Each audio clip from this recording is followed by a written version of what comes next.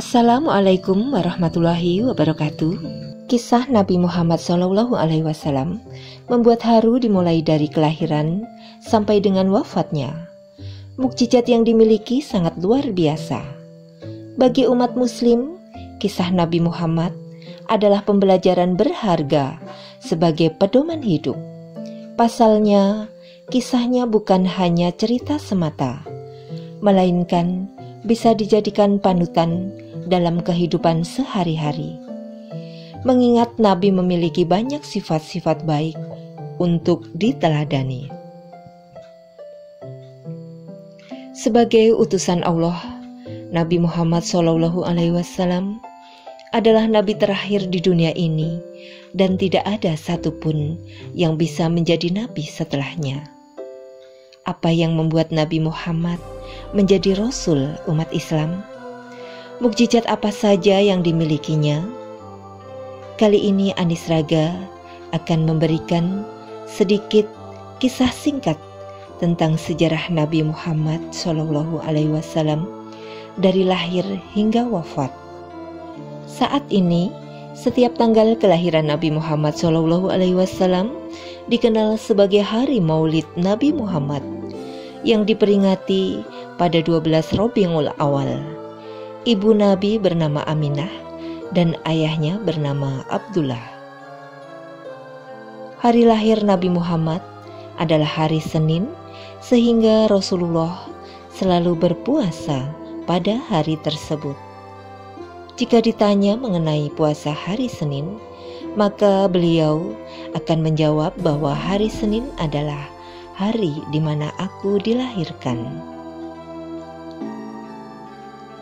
Lahir pada tahun Gajah, di mana para pasukan gajah di bawah pimpinan Abrahah Habasyah pada saat itu bersamaan dengan penyerangan Ka'bah. Allah memberikan kekuasaannya dengan cara menghentikan aksi dengan mengerahkan burung ababil untuk menjatuhkan batu-batu. Batu-batu tersebut akan mendatangkan wabah penyakit dan menunjukkan kebesaran Allah Subhanahu wa Ta'ala. Peristiwa kelahiran Nabi Muhammad SAW ada di Al-Quran, yaitu surat Al-Fil, dengan artinya yaitu tahun gajah. Nabi lahir di rumah Abu Thalib, yaitu paman Nabi. Di masa kecilnya, Rasulullah menjalani seluruh kehidupan dan tumbuh seperti anak pada umumnya. Dengan adanya tradisi zaman dahulu, maka ibunya harus menyembunyikannya di pedalaman, yaitu pada hari ke-18 kelahirannya. Karena adanya tradisi dari Quraisy, maka Nabi tidak bisa mendapatkan kasih sayang dari ibunya. Bahkan sampai Nabi berusia 8 hingga 10 tahun lamanya. Namun, dengan adanya peristiwa tersebut, maka Rasulullah tumbuh menjadi anak yang luar biasa. Beberapa sifat yang dimilikinya cukup menakjubkan, seperti cepat tanggap, bersikap baik, serta cerdas untuk ukuran anak seusianya. Pada masa remaja, kisah Nabi Muhammad dijauhkan dari perbuatan tercela yang bisa merugikan sesamanya. Dengan begitu Nabi menjadi orang yang memiliki akhlak terpuji. Pada suatu ketika, Nabi bercerita bahwa 2 kali duduk mendengarkan pesta perkawinan yang terjadi di zaman jahiliyah.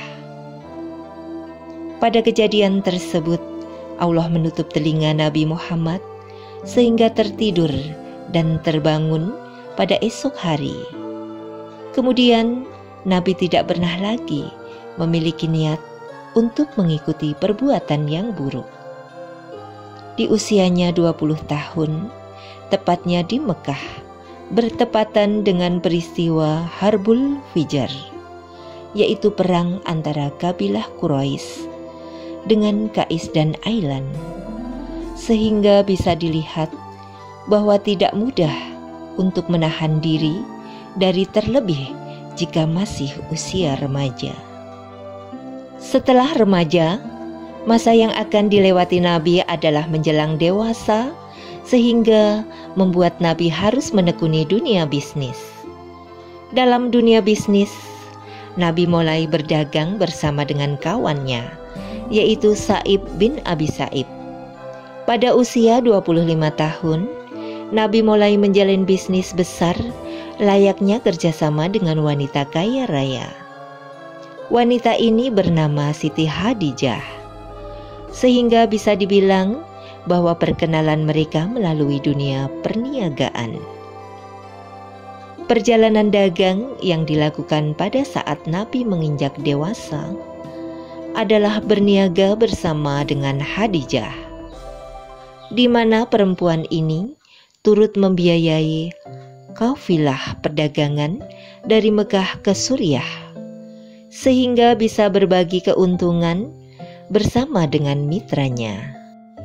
Dalam kisah Nabi Muhammad, kegiatan perniagaan memang membuat Nabi dan Hadijah terlihat pada aktivitas sehari-hari. Hadijah merasa tertarik dengan Nabi karena mereka sering terlibat pada kegiatan-kegiatan dagang tersebut. Hadijah, seorang wanita kaya raya, mengutus seorang sahabatnya, yaitu Nafisah binti Umayyah, agar dapat menyampaikan niatnya untuk melamar Nabi Muhammad. Jadi memang yang tertarik lebih dahulu adalah Hadijah, dan beliau yang melamar Nabi terlebih dahulu.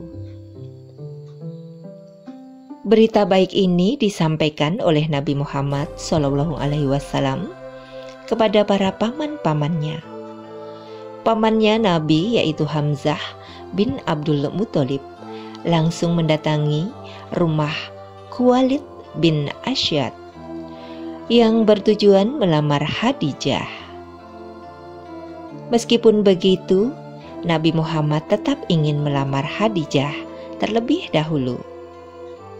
Dengan kejadian tersebut, maka Nabi Muhammad SAW menikahi Hadijah di usia 28 tahun. Dengan begitu, maka Nabi Muhammad SAW dan Hadijah resmi menikah, menambah istimewa kisah Nabi Muhammad.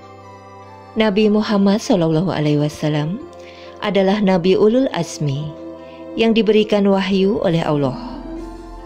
Nabi mendapatkan berbagai peristiwa istimewa yang dikaruniakan dari Allah Subhanahu wa Ta'ala. Sebelum menjadi Rasul, pasalnya Allah memberikan wajah yang terlihat bersinar dan bersih. Dengan begitu, maka Allah telah nyata menunjukkan kebesarannya yang menandakan bahwa akan mendatangkan Nabi terakhir. Nabi terakhir akan mendapatkan kedudukan tertinggi sampai akhir zaman di dunia. Wahyu pertama yang didapatkan oleh Nabi Muhammad dari Allah Subhanahu wa Ta'ala adalah mimpi dihampiri oleh malaikat Jibril. Rasulullah sedang menyendiri di Gua Hira, yang tepatnya berada di samping Jabal Nur. Wahyu yang didapatkan adalah surat Al-Alaq ayat 1 sampai dengan ayat 4. Seperti yang dilakukan nabi-nabi sebelumnya, kisah Nabi Muhammad juga melakukan dakwah untuk mengenalkan Islam dan percaya pada Allah. Dakwah pertama yang dilakukan oleh Nabi adalah kepada keluarga terdekat, yaitu Bani Hashim.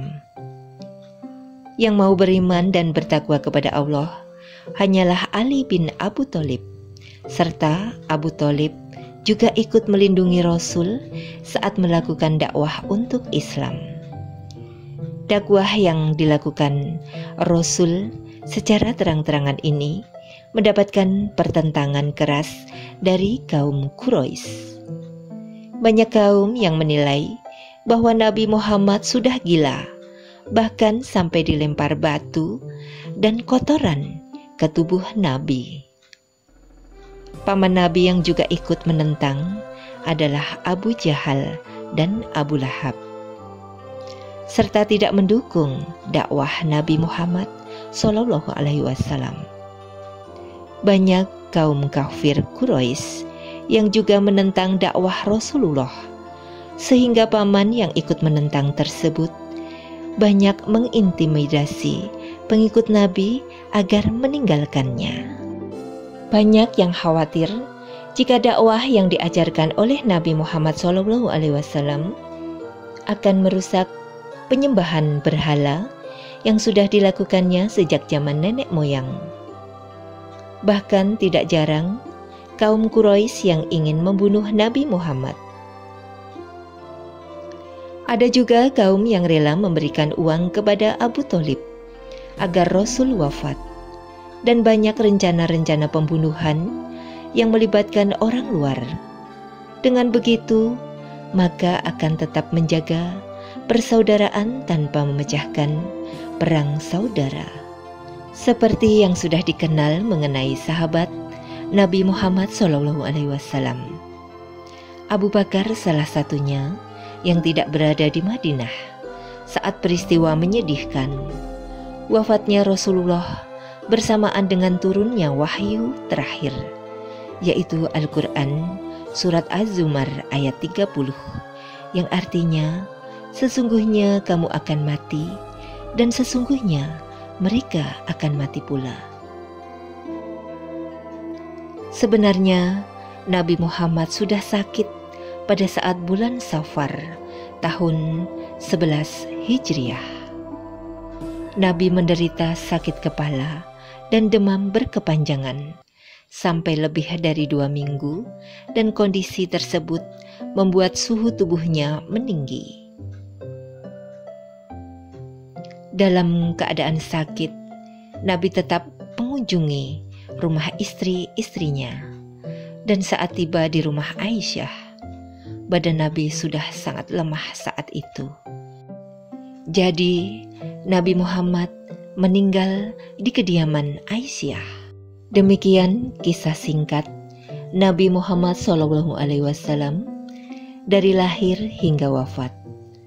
Semoga bermanfaat untuk kita semua. Amin.